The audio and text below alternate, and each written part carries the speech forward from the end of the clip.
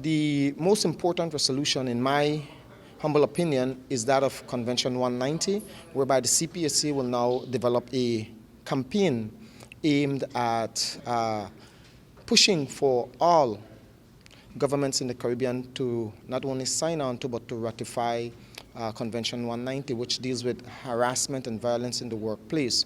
That needs to be not only ratified but enacted into law across the Caribbean. And so you will see, coming out of this conference, you will see a campaign being developed by public service unions across the region to push for the ratification of that, so that all persons in the workplace can be protected from harassment and violence. Another very important resolution was for the establishment of a committee to train first responders to address bullying and all forms of discrimination in the workplace. These things are not unique to Belize. They are prevalent all across the Caribbean, and so that's another very important one.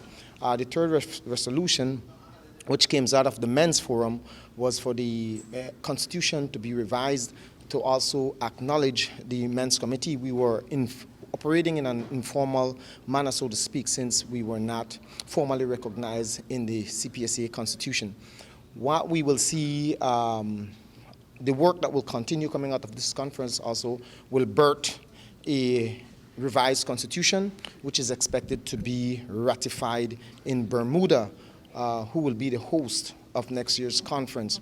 The fourth resolution, which was submitted by Belize to address the issue of financial members at conference, is for the Credentials Committee, which is normally appointed by the Executive Committee, for that Credential Committee to do a little bit more in terms of liaising with affiliates and to set timelines and deadlines in accordance with the Constitution, whereby financial members of the C.P.S.A. can be recognized, at least 1 month prior to conference, so that exercise of ascertaining who is financial and not does not take place at conference, but takes place 1 month prior to conference